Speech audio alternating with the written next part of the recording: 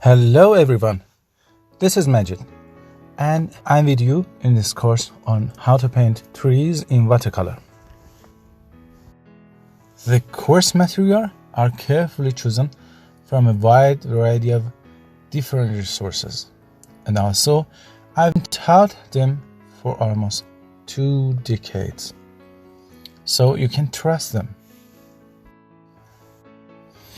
If you are a beginner in watercolor who is seeking a solid base for his knowledge and skill in tree painting in watercolor, or if you are an intermediate artist who is trying to ascend his skill set and knowledge to the next level, then this course is yours. I have tried to find the simplest way to convey all my experience and knowledge to you.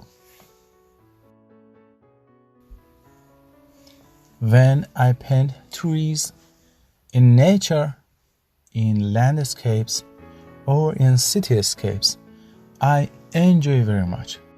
So, with sharing all my experience with you, I hope you enjoy as much as I enjoy when I paint. You can see what I do from my point of view camera. So, without any hesitation, let's get started.